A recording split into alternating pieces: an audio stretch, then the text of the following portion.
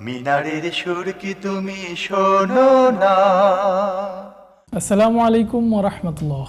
ইন্নাল হামদুলিল্লাহ ওয়াসসালাতু ওয়াসসালামু আলা রাসূলিল্লাহ ওয়া আলা আলিহি ওয়া আসহাবিহি ওয়া মান ওয়ালা, আম্মা বা'দ।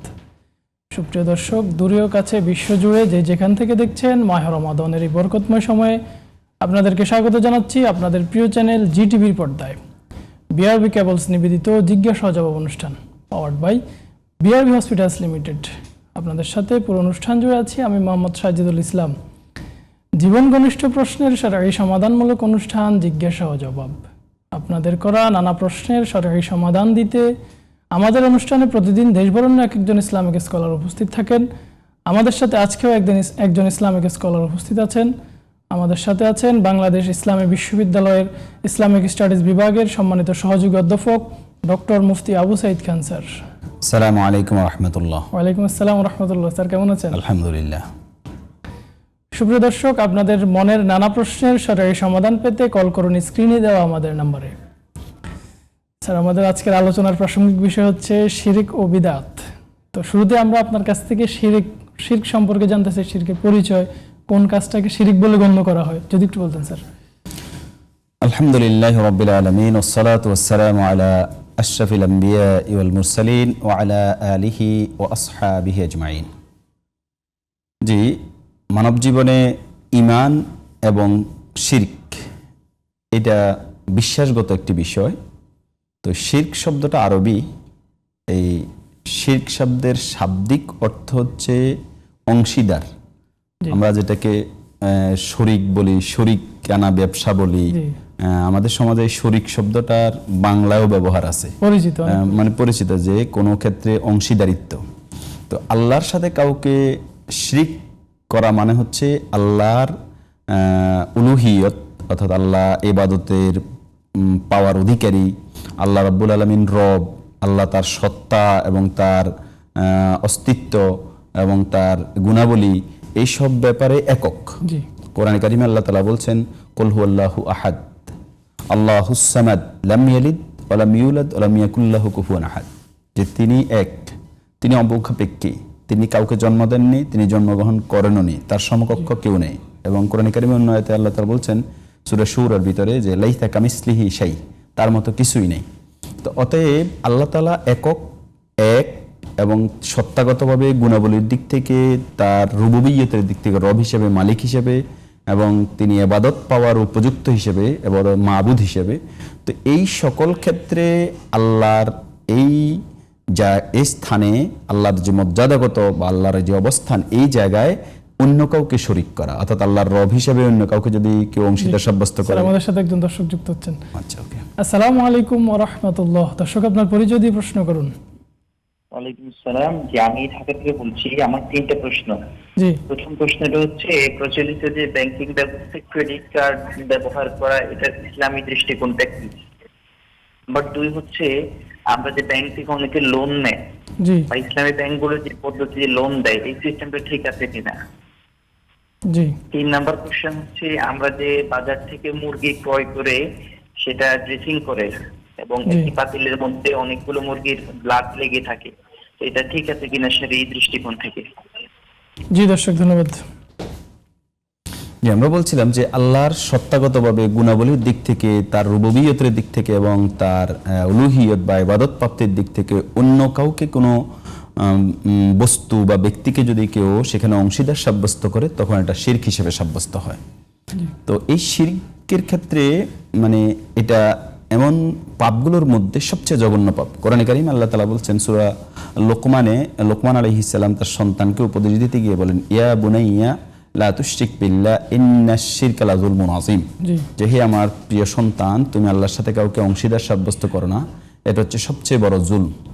এবং কোরআনে কারিমে আল্লাহ তাআলা বলছেন, রাসূলুল্লাহ সাল্লাল্লাহু আলাইহি ওয়াসাল্লাম নয় শুধু, একেবারে আদম আলাইহিস সালাম থেকে শুরু করে সকল নবী রাসূলের প্রতি আল্লাহ তাআলা লাকাদ উহিয়া ইলাইকা ওয়া ইলাল লাযিনা মিন ক্বাবলিকুম লাইন আশরাকতা লায়াহবাতান্না আমালুক। যে তোমার কাছে শুধুমাত্র ওহী প্রেরণ করা হয় নাই, তোমার কাছে তো প্রেরণ করা হয়েছে, ইতিপূর্বে যত নবী রাসূল আসছিল, তো সকলের কাছেই এটা ওহী হিসেবে আল্লাহ তাআলা পাঠিয়েছেন যে তুমি যদি কারোর সাথে কাউকে আল্লাহর সাথে শরীক সাব্যস্ত করো, তাহলে তোমার আমল সব বরবাদ হয়ে যাবে, নষ্ট হয়ে যাবে। আমরা আপনার প্রাসঙ্গিক আলোচনা আবারও ফিরবো। তার মাঝে আমাদের একজন দর্শকের প্রশ্ন ছিল যে প্রচলিত ব্যাংকিং ব্যবস্থায় মানুষ যে ক্রেডিট কার্ড নেয় এটা আসলে শরীয়ত সম্মত কিনা উনি জানতে চেয়েছেন। যে ক্রেডিট কার্ড হচ্ছে ব্যাংকের এক ধরনের ঋণ। জি তো ঋণ, এটা প্রথম কথা হচ্ছে এটা করাটা খুব প্রশংসনীয় কাজ না। ঋণ করার ব্যাপারে ইসলামে অনুৎসাহিত করা হয়েছে। রাসূলুল্লাহ সাল্লাল্লাহু আলাইহি সাল্লাম নামাজে আল্লাহর কাছে প্রার্থনা করতেন, শেষ বৈঠকে দোয়া মাসুরের সময় একটা দোয়া পড়তেন যে আল্লাহুম্মা ইন্নী আউযু বিকা মিন আযাবিল কবর ওয়া আউযু বিকা মিন ফিতনাতিল মাসিহিদ দাজ্জাল ওয়া আউযু বিকা মিন ফিতনাতিল মাহইয়া ওয়াল মাউত ওয়া আউযু বিকা মিনাল মা'সামি ওয়াল মাগরাম। তো আয়েশা সিদ্দিকা রাদিয়াল্লাহু তাআলা আনহা রাসূলুল্লাহ সাল্লাল্লাহু আলাইহি ওয়াসাল্লামকে জিজ্ঞাসা করলেন যে আপনি বেশি বেশি ঋণগ্রস্ততা থেকে আল্লাহর কাছে প্রার্থনা করেন কেন? আল্লাহ রাসূল সাল্লাল্লাহু আলাইহি ওয়াসাল্লাম বলছেন ঋণগ্রস্ততার কারণে মানুষ দুটো গুনাহ করে, একটা হচ্ছে ওয়াদা খেলাপ করে আর একটা হচ্ছে মিথ্যা বলে। এবং এটা বাস্তব আমাদের সমাজে দেখবেন কেউ কারো পাওনা টাকা ঠিক মতো দিতে না পারলে ওয়াদা দেয়, ওয়াদা খেলাপ করে এবং বিভিন্ন অজুহাত পেশ করে কেন দিতে পারছে না, মিথ্যা অজুহাত পেশ করে। তো ফলে এই ঋণটা দুটো গুনাহের কারণ হয়ে দাঁড়ায়। তো ঋণ তো শুধু ঋণ, এজন্য ঋণ না করা হচ্ছে সবচেয়ে ভালো। এরপরে কেউ যদি, যেহেতু ক্রেডিট কার্ডে একটা ঋণ দেয়া থাকে, খরচ না করলে পরিশোধ করা লাগে না, এটা একটা ফ্যাসিলিটি, সুবিধা। আধুনিক এক যুগে বহু মানুষের কাছে ঋণ চাওয়া আছে এবং অনেক জায়গায় আছে কেনাকাটার ক্ষেত্রে এটা পেমেন্ট করার সুবিধা আছে, এই জন্য এটা নেওয়া যেতে পারে, কোনো অসুবিধা নেই। কিন্তু এখানে সতর্কতার ব্যাপারটা হচ্ছে যে যদি নির্ধারিত ডেটে এটা পরিশোধ করা না হয় তাহলে এখানে জরিমানা আরোপ অথবা সুদ আরোপ করা হয়, সেটা পরিশোধ করতে হয়। তখন যদি নির্ধারিত ডেটে পরিশোধ করতে না পারে তাহলে সংশ্লিষ্ট ব্যক্তি যেই অতিরিক্ত জরিমানা বা সুদ আরোপ করবে সেটার জন্য তিনি সুদ দেওয়ার যে গুণাটা কবিরা গুনায় লিপ্ত হবেন। তো এই জন্য এটা যে কোনো মুহূর্তে অ্যাক্সিডেন্টলি তার এই টাইম ওভার হয়ে যেতে পারে। তো এই জন্য এই আশঙ্কায় যথাসম্ভব না করতে পারলে ভালো, এবং যদি কেউ করেন তাহলে তাকে অবশ্যই ডিউ টাইমে পরিশোধ করতে পারে, সিনসিয়ার থাকতে হবে, না তিনি গুনাহগার হবেন। তো সেক্ষেত্রে এই ডিউ টাইম পার হওয়ার ক্ষেত্রে ইসলামী ব্যাংক, নন ইসলামী ব্যাংক আমার জানা মতে সবগুলোতেই সেম নিয়ম। তবে ইসলামী ব্যাংকগুলো থেকে করলে সুবিধাটা হচ্ছে যে এখানে যে সকল ইসলামিক পদ্ধতি, যেখানে এই সহযোগিতাটা আপনি কেনাকাটা করছেন, আপনার টাকাটা আপনি ইসলামিক ব্যাংকিংকে সহযোগিতা করছেন। আর সুদভিত্তিক ব্যাংক থেকে করার অর্থ হচ্ছে আপনি সুদভিত্তিক ব্যাংকে সহযোগিতা করছেন। এটাও কোরআনে কারিমের একটা বক্তব্য আছে, সূরা মায়েদা আল্লাহ তাআলা বলছেন তাআওয়ানু আলাল বিররি ওয়াত তাকওয়া ওয়া লা তাআওয়ানু আলাল ইসমি ওয়াল উদওয়ান, যে সীমালঙ্ঘন এবং গুনাহের কাজে তোমরা সহযোগিতা করো না পরস্পরকে, বরং তাকওয়া এবং নেক কাজে পরস্পরকে সহযোগিতা করে। এই জন্য যথাসময়ে পরিশোধ করার সিনসিয়ারিটি থাকলে নেওয়া যেতে পারে। জি স্যার, ধন্যবাদ স্যার। আমাদের দর্শকের আরেকটি ব্যাংক রিলেটেড প্রশ্ন, সেটা হচ্ছে আমাদের দেশে সাধারণত দেখা যায় মানুষ বাড়িঘর নির্মাণের ক্ষেত্রে, ব্যবসার ক্ষেত্রে মানুষ লোন নেয় ব্যাংক থেকে। তো এটা আসলে শরীয়তসম্মত কিনা বা শরীয়তসম্মত কোনো পন্থা আছে কিনা লোন নেওয়ার সম্পর্কে যদি একটু বলতেন। দেখেন, লোন নেয়ার উনি তো সাধারণভাবেই কোশ্চেন করেছেন, কারণ আমাদের দেশে ঘর বাড়ি বানানোর ক্ষেত্রে ইসলামী ব্যাংকগুলো এক ধরনের লোন দেয়, যেটা হচ্ছে এই লোনটা হচ্ছে এক ধরনের দ্রব্য কিনে দেয়া বা নগদ অর্থ দিয়ে ঘর বানিয়ে দেওয়ার জন্য। এটা জায়েজ, বেচা বিক্রি এবং ভাড়ার ভিত্তিতে, যেমন এটা ইসলামী ব্যাংকের এটার পরিভাষা হচ্ছে HPSM, হায়ার পারচেজ আন্ডার শিরকাতুল মিল্ক, যে দুই পক্ষের অংশীদারিত্বের ভিত্তিতে এখানে কেনা বেচাও হয়, আবার পাশাপাশি ভাড়ার ভিত্তিতে এখানে আয় থেকে দায় শোধের একটা প্রক্রিয়া থাকে, এবং এগুলোর ডিটেইলস পদ্ধতি ব্যাংকিং, ইসলামী ব্যাংকিংগুলোতে আছে, এটা জায়েজ।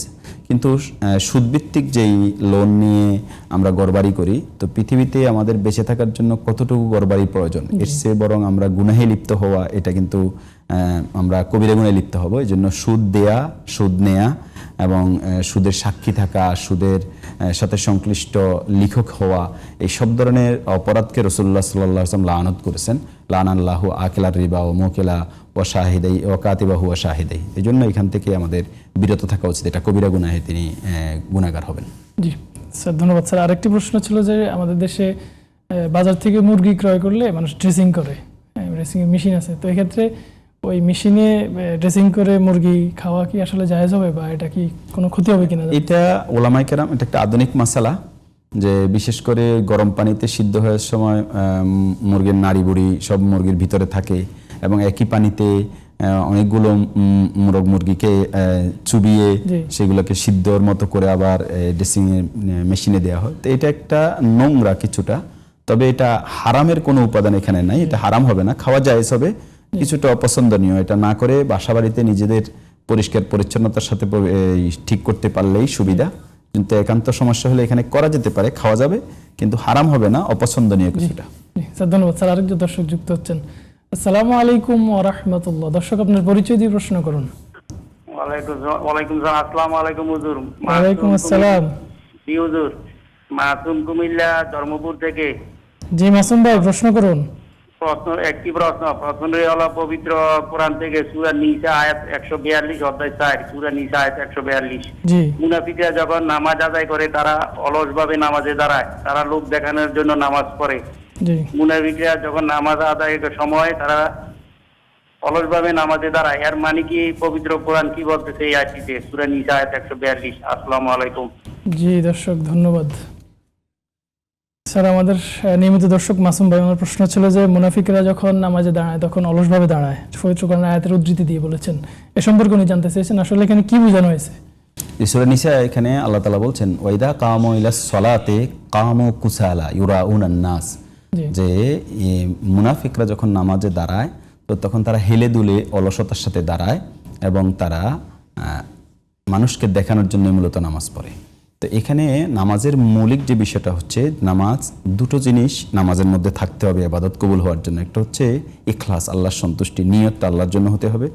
আর দ্বিতীয়ত হচ্ছে সুন্নাতে রাসূল সাল্লাল্লাহু আলাইহি ওয়াসাল্লামের অনুসরণে নামাজটা হতে হবে। জি তো বাহ্যত তারা নামাজে দাঁড়ায়, তারা মনে বুঝাতে চায় যে তারা নামাজ পড়তেছে, মূলত তাদের সেখানে আল্লাহর উদ্দেশ্যে তারা নামাজ পড়ে না, ইউরাউনান নাস, তার মানুষকে দেখানোর উদ্দেশ্যে নামাজ পড়ে।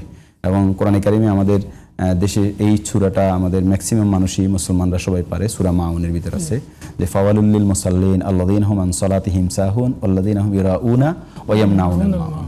তো যারা মানুষকে দেখানোর উদ্দেশ্যে নামাজ পড়ে তাদের জন্য ধ্বংস। তো তাহলে মুনাফিকরা মূলত দেখানোর উদ্দেশ্যে নামাজ পড়ে যে আমি নামাজি, কারণ কোরআন কারিমে মুনাফিকদের চরিত্রের অনেকগুলো দিক উল্লেখ করা হয়েছে। এর মধ্যে তারা মুসলমানদের সাথে গেলে যায় বলে যে আমরা মুসলিম,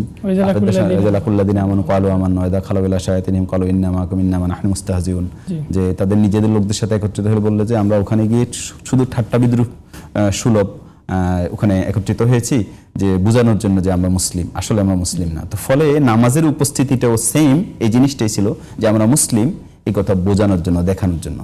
আর দাঁড়ানোর ক্ষেত্রে তাদের নিয়তের বিশুদ্ধতা যদি কারো থাকে তো তাহলে তার ইবাদত করার ক্ষেত্রে যেটা ইহসান বলা হয়, আন তা'বুদাল্লাহা কাআন্নাকা তারাহু ফাইন লাম তাকুন তারাহু ফাইন্নাহু ইয়ারাক। সহিহ বুখারীতে হাদিস আসছে যে আল্লাহর রাসূল সাল্লাল্লাহু আলাইহি ওয়াসাল্লাম বলছে ইহসানের সাথে ইবাদত করার জন্য, যে এমনভাবে ইবাদত করা যে আল্লাহ তাআলাকে তিনি দেখছেন, অথবা অন্ততপক্ষে এতটুকু অনুভূতি তার ভিতরে কন্টিনিউ থাকা যে আল্লাহ তাকে দেখছেন। তো মুনাফিকদের যেহেতু দেখানোটা মূল উদ্দেশ্য, তো ফলে একটু হেলে দুলে দাঁড়ায়, যেখানে ইখলাস থাকে না, নিয়তের বিশুদ্ধতাটা থাকে না। জি স্যার ধন্যবাদ। স্যার বিরতির পর আমরা আবার আপনার কাছ থেকে শুনবো।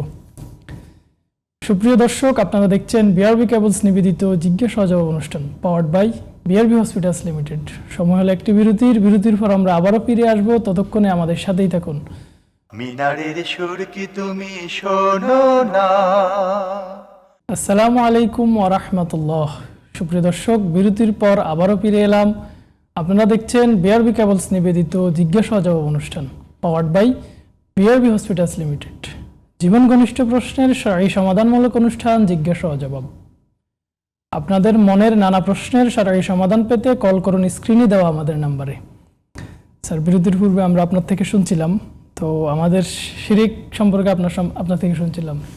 শিরকের আমরা তো কয়েকটা দিক বললাম, যে এটা আল্লাহকে রব হিসেবে বিশ্বাসের ক্ষেত্রে যদি কেউ অংশীদার সাব্যস্ত করে তখন এটা রুবুবিয়তের শিরিক। আর পরে যদি ইবাদতের ক্ষেত্রে যদি কাউকে শিরিক করে তাহলে এটা ইবাদতের দিক থেকে শিরিক। এই শিরিকগুলোকে আবার দুই ভাগে ভাগ করা হয়েছে ওভারঅল সব শিরিকটাকে। একটাকে বলা হচ্ছে আর শিরকুল আকবার, আরেকটা বলা হচ্ছে আল শিরকুল আসগর। তো আকবার শিরিক মানে হচ্ছে এমন শিরিক যে শিরিক করলে যে কোরআন কারিমে যে আয়াতটা আমি বললাম লা ইয়াহবাতান্না আমালুক, আমল বিনষ্ট হয়ে যাবে এবং সে কাফের হয়ে যাবে, ইসলাম থেকে বিচ্যুত হয়ে যাবে, খারিজ হয়ে যাবে এবং তিনি আর মুসলিম থাকবেন না।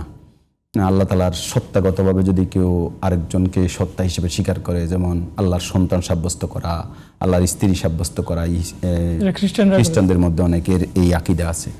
আবার যদি ইবাদতের ক্ষেত্রে সিজদা, ইবাদত আল্লাহ পাবেন, সেক্ষেত্রে যদি কোনো দেবতাকে সিজদা করে, কোনো কবরকে সিজদা করে ইবাদতের উদ্দেশ্যে, তাহলে দেখা যাবে যে ওই সিজদাটা এই ইবাদতের শিরকের মধ্য দিয়ে তিনি ইসলাম থেকে একেবারে বেরিয়ে গেলেন। স্যার আমাদের সাথে একজন দর্শক যুক্ত হচ্ছেন। আসসালামু আলাইকুম ওয়া রাহমাতুল্লাহ। দর্শক আপনার পরিচয় দিয়ে প্রশ্ন করুন। ওয়ালাইকুম আসসালাম, আমি ঢাকা থেকে বলছি। আমার দুটো প্রশ্ন, একটা হচ্ছে মহিলারা শাড়ি পরে যদি সালাত আদায় করে তাদের সালাত আদায় হবে কিনা। নাম্বার 2 হচ্ছে আমাদের আধুনিক সমাজে দেখা যায় যে ইদানিং মোবাইলে বিয়ে হয়, তো এই বিষয়টা শারীরিক দৃষ্টিকোণটা কি? জি দর্শক, ধন্যবাদ। জি স্যার, আমরা যে আলোচনা ছিলাম এই জন্য বড় শিরিক যেটা, এই শিরিক ইসলাম থেকে মানুষকে বের করে দিয়ে একজন ব্যক্তি কাফের, অমুসলিম হিসেবে সাব্যস্ত হয়ে যান। আল্লাহ রুবুবিয়তের ক্ষেত্রে যেমন আল্লাহ রিজিক দাতা, আল্লাহ মালিক, আল্লাহ আমাদেরকে কোনো কিছু বিপদ দেন, বিপদ দূর করে দেন। এখন এই বিপদ দেয়া, বিপদ দূর করে দেওয়ার ক্ষেত্রে যদি কোনো মাজার, কোনো দেবতা, তারপরে কোনো পাথর ইত্যাদির ব্যাপারে বিশ্বাস পোষণ করে, সেখানে যদি মানুষ গিয়ে কোনো কিছু চায়, দোয়া করে যে সে তাকে সন্তান দেবে অথবা সন্তান অসুস্থতা ভালো করে দিবে, এই যে আল্লাহর রুবুবিয়তের জায়গায় যদি কেউ শিরিক করে তাহলে এগুলো বড় শিরিক। আর ছোট শিরিকের ব্যাপারে ইমাম আহমদ ইবনে হাম্বল রাহিমাহুল্লাহ একটা হাদিস বর্ণনা করেছেন সহিহ মুসনাদ আহমদের মধ্যে। আল্লাহ রাসূল সাল্লাল্লাহু আলাইহি ওয়াসাল্লাম বলেছেন, মান সাল্লা ইউরাই ফাকাদ আশরাকা, যে ব্যক্তি দেখানোর উদ্দেশ্যে নামাজ পড়লো সে শিরিক করলো। এবং অহংকারকে এটাকে গোপন শিরিক বলা হয়েছে। এরকম কিছু জিনিস আছে, যেমন আল্লাহ ছাড়া অন্য কারণ নামে যদি কেউ শপথ করে, আমাদের দেশে দেখবেন আপনি মাটির শপথ, ছেলের মাথার শপথ, কোরআনের শপথ, কাবার শপথ করে। এরকম কোনো শপথ করার ক্ষেত্রে আল্লাহ ব্যতীত অন্য কারো ব্যাপারে যদি কেউ শপথ করে তাহলে এগুলো ছোট শিরিক হিসেবে সাব্যস্ত হবে। আর ছোট শিরিক দ্বারাও কবিরা গুনাহ হয়, ছোট গুনাহ না। শিরিক হিসেবে ছোট, কিন্তু গুনাহ হিসেবে সেটা কবিরা। তবে সে ইসলাম থেকে একেবারে বিচ্যুত হয়ে অমুসলিম সাব্যস্ত হবে না, কাফের সাব্যস্ত হবে না। এই জন্য সব ধরনের শিরিক থেকেই আমাদের বিরত থাকা উচিত এবং এগুলো ভালো করে জানতে হবে। কোরআন কারীমে আল্লাহ তাআলা বলছেন, ইন্নাল্লাহা লা ইয়াগফিরু আন ইউশরাকা বিহি ওয়া ইয়াগফিরু মা দুনা যালিকা লিমান ইয়াশা। আল্লাহর সাথে শিরিক ব্যতীত অন্য সকল গুনাহ আল্লাহ তাআলা মাফ করে দিবেন, কিন্তু শিরিক আল্লাহ মাফ করবেন না। এজন্য শিরিক সম্পর্কে জানা এবং এটা থেকে বিরত থাকার ব্যাপারে সতর্ক থাকা প্রত্যেক মুসলিমের দায়িত্ব। জি স্যার, ধন্যবাদ। স্যার, আমাদের একজন দর্শকের প্রশ্ন ছিল যে অনেক সময় মহিলারা দেখা যায় শাড়ি পরে নামাজ পড়ে, তো শাড়ি পরে নামাজ পড়লে নামাজের কোনো ক্ষতি হবে কিনা উনি জানতে চেয়েছেন। বিষয়টা হচ্ছে, নামাজের জন্য শাড়ি পরা বা জামা পরা এগুলো কোনোটাই ইসলামী শরীয়ত সুনির্দিষ্টভাবে বলে নাই যে এটা পড়তে হবে, এটা পড়তে হবে। ইসলামী শরীয়তের বক্তব্য হচ্ছে যে সতর ডাকা ফরজ। খুযু যিনাতাকুম ইনদা কুল্লি মসজিদ। কোরআন কারীমে আল্লাহ তাআলা বলছেন যে তোমরা তোমাদের সৌন্দর্যকে ধারণ করো সিজদার সময়, মানে নামাজের সময়। এখন সৌন্দর্য কতটুকু ধারণ করবে? পুরুষের জন্য পুরুষের সতর, মহিলার জন্য মহিলার সতর। মহিলার মুখমণ্ডল এবং হাতের কবজি ব্যতীত বাকি পুরোটাই হচ্ছে সতর। হানাফি মাযহাবের একটা বক্তব্য আছে যে পায়ের যেই পাতা এটা খোলা রাখলেও নামাজ হয়ে যাবে। মুফতি শফি রাহিমাহুল্লাহ মারিফুল কোরআনে এই আয়াতের তাফসিরে বলেছেন এবং ওলামাদের অনেকেই বলেছেন। তবে হানাফি মাযহাবের প্রাচীন আলেম যারা, যেমন বাদায়ুস সানায়ের ভিতরে এবং প্রাচীন আলেম, তারা বলছেন পাও ঢেকে রাখতে হবে। তো এক্ষেত্রে আমরা বাকি তিন মাযহাবের বক্তব্য পাও সতরের অন্তর্ভুক্ত। আমরা মনে করি এক্ষেত্রে অগ্রাধিকার দেয়া মত হচ্ছে যে পা সহ ঢেকে রাখবে, শুধুমাত্র মুখমণ্ডল এবং হাতের কবজি ব্যতীত বাকি পুরো শরীর ঢেকে মহিলাদের নামাজ পড়তে হবে। এমনকি পাও ঢেকে রাখাই হচ্ছে সর্বোচ্চ সতর্কতা আমরা মনে করি। যদিও হানাফি ওলামায়ে কেরামদের একটা বিরাট অংশের মত হচ্ছে নামাজ হয়ে যাবে, কিন্তু এখানে উত্তম হচ্ছে বা সতর্কতা হচ্ছে ঢেকে রাখা। সেক্ষেত্রে পেটিকোট বা শাড়ি যদি পরা থাকে তাহলে সেটাকে একটু নিচু করে দিলে পা সহ ঢেকে যাবে। তো সেক্ষেত্রে একজন মহিলা যদি একটা শাড়ি দিয়ে তার পুরো শরীর ঢেকে রাখতে পারেন কবজি পর্যন্ত তাহলে নামাজ হবে। কিন্তু সাধারণত একটা শাড়ি দিয়ে আমাদের দেশে যে শাড়িগুলো পরে হাত এবং পেট, পিঠ, কাঁধ, মাথা সব কিছু একসাথে ঢেকে এটা আসলে নামাজ পড়া খুবই কঠিন। এই জন্য সবচেয়ে ভালো হচ্ছে যে সালোয়ার কামিজ অথবা মেক্সি অথবা হিজাব পাওয়া যায়, এগুলো হিজাব পরে একেবারে হাত পর্যন্ত, এখানে কবজি পর্যন্ত যেগুলো রাবার দিয়ে লাগানো থাকে, এরকম জামা পরে নামাজ পড়লে সবচেয়ে সতর ডাকার জন্য সতর্কতা থাকে এবং বিশেষ করে সেজদায় গেলে, রুকুতে গেলেও সতর খোলার কোনো সম্ভাবনা থাকে না। জি স্যার, ধন্যবাদ। স্যার, দর্শকের আরেকটি প্রশ্ন ছিল যে আমাদের দেশে সাধারণত দেখা যায় যে মোবাইলে বিয়ে হয়, কনে বা বর বিদেশে থাকে বা কনে বর দেশে থাকে, তো এক্ষেত্রে মোবাইলে বিয়ে হয়, তো এইটা কি আসলে শরিয়া সমর্থন করে কিনা, শরীয় দৃষ্টিকোণ থেকে যদি বলতে? বিবাহের ক্ষেত্রে রাসূল সাল্লাল্লাহু আলাইহি ওয়াসাল্লাম বা সাহাবায়ে কেরামের জামানায় অথবা ইমামদের জামানায় তো এরকম মোবাইল যোগাযোগ ছিল না, তো ফলে ওই সময়ে এই বৈবাহিক সম্পর্কের এই মাসালাও ছিল না। যেহেতু এটা আধুনিক একটা যান্ত্রিক স্যাটেলাইটের যুগে মোবাইল যোগাযোগের যুগ। জি স্যার, একজন দর্শক যুক্ত হচ্ছেন। আসসালামু আলাইকুম ওয়া রাহমাতুল্লাহ। দর্শক, আপনার পরিচয় দিয়ে প্রশ্ন করুন। জি, আমি ঢাকা থেকে বলছি। আমার দুটো প্রশ্ন, একটা হচ্ছে আমরা জানি যে উটের গোশত খেলে অজু করতে হয়, বিষয়টা ঠিক আছে কিনা বা এটা শারীরিক দৃষ্টিকোণটা কি? জি আরেকটা প্রশ্ন হলো, বর্তমান জামানে দেখা যায় যে অনেকের মাহরাম থাকে না, তো যার জন্য সে হজ বা উমরা করতে পারে না। তো কারো যদি মাহরাম তাকে এয়ারপোর্ট পর্যন্ত পৌঁছে দেয়, পরবর্তীতে আবার সৌদি এয়ারপোর্টে অন্য কোনো মাহরাম তাকে রিসিভ করে, তাহলে এই ক্ষেত্রে তার হজ ও উমরা করতে পারবে কিনা? জি জি জি দর্শক, ধন্যবাদ। স্যার, আমরা যে আলোচনা ছিলাম মোবাইলে বিবাহ, এক্ষেত্রে ইসলামের এই মৌলিক দিক বিবাহের ক্ষেত্রে হলো দুটো দিক, একটা হলো ইজাব কবুল, অর্থাৎ এক পক্ষ প্রস্তাব দিবে আর এক পক্ষ গ্রহণ করবে, আর সাথে সাক্ষী থাকবে, দুজন পুরুষ অথবা একজন পুরুষ দুজন মহিলা সাক্ষী থাকবে। তো সেক্ষেত্রে যদি এমন হয় যে ওখানে দুজন সাক্ষী আছে বিদেশে, এখানেও দুজন সাক্ষী আছে এবং এই দুই সাক্ষীকে দেখে, বিশেষ করে কলটা যদি ভিডিও কল হয় এবং সত্যিকার অর্থে ওই ছেলে এবং মেয়ে দুপক্ষ ইজাব কবুলের সাক্ষীরা জ্ঞাত হয়, তাহলে আশা করি এই বিবাহ হয়ে যাবে, যেহেতু ইজাব কবুল প্রত্যেকে শুনছে এবং সাক্ষীরা দেখছেন। তবে উত্তম হচ্ছে যখন দেশে আসবে তখন আরেকবার বিবাহটা ইজাব কবুলটা সম্পন্ন করে নেওয়া হচ্ছে উত্তম, তাহলে আর কোনো সন্দেহ থাকে না। জি স্যার, ধন্যবাদ স্যার। আরেকজন দর্শকের প্রশ্ন ছিল যে অজুরত অবস্থা যদি কেউ উটের মাংস খায় তাহলে কি আবার তাকে অজু করতে হবে কিনা, বা উটের গোশত খেলে অজু ভেঙে যায় কিনা এই সম্পর্কে? এটা তাওয়াদ্দাউ মা মাসাতিন্নার হাদিসে আসছে যে তোমরা সংক্ষেপে। আগুনে রান্না করা খাবার খেলে উজু করবে। তবে সেক্ষেত্রে উটের গোস্তের ব্যাপারে মতভেদ আছে। তা আমরা মনে করি যে অন্য সকল ক্ষেত্রে যে কোনো রান্না করা খাবার খেলে উজু ভাঙবে না। তবে আধুনিক আলেমদের ভিতরে সালেহ আল হুসাইমিন রাহিমাহুল্লাহ ফতোয়া দিয়েছেন যে উটের গোস্ত যদি কেউ রান্না করা উজুর পরে খায় তাহলে তার উজু করতে হবে। জি স্যার, ধন্যবাদ। স্যার, একজন দর্শক যুক্ত হচ্ছেন। আসসালামু আলাইকুম রহমতুল্লাহ। দর্শক, আপনার পরিচয় দিয়ে প্রশ্ন করুন। আসসালামু আলাইকুম। হুজুর, আমার একটা প্রশ্ন ছিল যে সৌদিতে আর বাংলাদেশে যে ঈদের দিন আর কি, সৌদিতে একদিন আগে ঈদ হয়, আমাদের দেশে একদিন পরে, কিন্তু আমাদের বাংলাদেশে কিছু কিছু অঞ্চলে দেখা যায় যে সৌদির সঙ্গে ঈদ করে। তো ওই দিক দিয়ে যে দেখা যায় যে অন্য অঞ্চলের মানুষগুলো মানে রোজা রাখে, তো ঈদের দিনে তো রোজা রাখা হারাম। তাহলে এটা যে মানে এক অঞ্চলের মানুষ ঈদ করতেছে, আরেক অঞ্চলের মানুষ রোজা রাখতেছে একই দেশে, তাহলে এটা আসলে বিজ্ঞানের দিক দিয়ে। জি দর্শক, ধন্যবাদ, আপনার প্রশ্ন আমরা বুঝতে পেরেছি। জি স্যার, একদম সংক্ষেপে আমাদের একজন দর্শকের প্রশ্ন ছিল যে এই মাহরাম ছাড়া হজ বা উমরা করা যায় না। তো অনেক ক্ষেত্রে দেখা যায় যে ওই সৌদি আরব থেকে যদি কোনো মাহরাম তাকে রিসিভ করে তাহলে কি ওই ক্ষেত্রে হজ বা উমরা করতে পারবে কিনা, একদম সংক্ষেপে স্যার। দেখেন, আলেমদের অধিকাংশের মত হচ্ছে মাহরাম ব্যতীত হজ এবং উমরা করা যায় না, এবং এটাই আমরা অগ্রাধিকার দিই। তবে ইউসুফ কারজাবি রাহিমাহুল্লাহর একটা ফতোয়া আছে, তিনি বলছেন যদি এয়ারপোর্ট পর্যন্ত এখানে মাহরাম তাকে পৌঁছাইয়ে দেয়, আর ওখানে এয়ারপোর্টে নামার পরে যদি মাহরাম রিসিভ করে এবং সেখানে তার সাথে সঙ্গ দিয়ে তাকে উমরা করিয়ে নেন, তাহলে বিমানের সফরটা শুধুমাত্র মাঝখানে এতটুকু সফরটা শুধুমাত্র সে একাকি করলো, এবং এটা সবচেয়ে বেশি পৃথিবীতে যত সফর আছে যানবাহনে সবচেয়ে বিমানের সফরটাই বেশি নিরাপদ। তো ফলে এতটুকুকে ইউসুফ কারজাবি রাহিমাহুল্লাহ জায়েজ বলেছেন। তো কেউ যদি এতটুকু করে তাহলে জায়েজ হয়ে যাবে। তবে ইবনে বাজ রাহিমাহুল্লাহ সহ আধুনিক অনেক ওলামা কেরাম এটাকেও নাজায়েজ বলেছেন এই কারণে, কারণ অনেক সময় দেখবেন বিমানের যান্ত্রিক গোলযোগ দেখা যেতে পারে, কোনো জায়গায় ল্যান্ড করে ফেলে, তখন অনেক লেট হয়। তো ফলে একজন মহিলা তখন একাকি, তাকে আসলে সিকিউরিটি দেয়া, নিজের নিরাপত্তা, এটা খুবই কঠিন। এই জন্য মাহরাম ব্যতীত উমরা করাটাকে আমরা জায়েজ মনে করি না। তবে এতটুকু সুযোগে যদি কেউ করে আশা করি হয়ে যাবে ইনশাআল্লাহ। স্যার, একদম সংক্ষেপে আমরা একেবারে শেষ পর্যায়ে চলে এসেছি।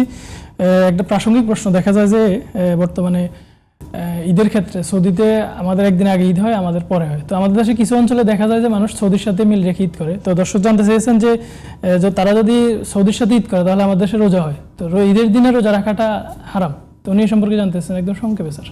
যে এটাকে আমরা সঠিক মনে করি না, তবে এটা এই প্রশ্ন সংক্ষেপে উত্তর দিলে আমাদের দর্শকরা কতটুকু পরিতৃপ্ত হবে। তবে আমরা আমাদের সময়ের যেহেতু সংক্ষিপ্ততা আছে, আমরা মনে করি এটা ঠিক না, বরং একই রাষ্ট্রে রাষ্ট্রীয় ঘোষণার আলোকে যেদিন সবাই ঈদ করে সেদিনই ঈদ করতে হবে, এছাড়া এটা সঠিক হবে না। জি স্যার, আপনাকে ধন্যবাদ কষ্ট করে এসে আমাদেরকে সময় দেওয়ার জন্য। আশা করছি আপনার কথাগুলোর দ্বারা আমাদের দর্শকরা উপকৃত হবে ইনশাআল্লাহ। আল্লাহ তাআলা কবুল করুন। সুপ্রিয় দর্শক, আপনারা দেখছেন বিআরবি কেবলস নিবেদিত জিজ্ঞাসা জবাব অনুষ্ঠান, powered by BRB hospitals limited. আমরা অনুষ্ঠানের একেবারে শেষ পর্যায়ে চলে এসেছি। আজকে বিদায় নেওয়ার পালা। আগামী দিন একই সময় একই টিভির পর্দায় হাজির হয়ে যাব। ততক্ষণে আল্লাহ রাব্বুল আলামিন আপনাদেরকে ভালো রাখুন। সুবহানাকাল্লাহুম্মা ওয়া বিহামদিকা আশহাদু আল্লা ইলাহা ইল্লা আনতা আস্তাগফিরুকা ওয়া আতুবু ইলাইক। আসসালামু আলাইকুম ওয়া রাহমাতুল্লাহ। মিনারের সুর কি তুমি শোনো না?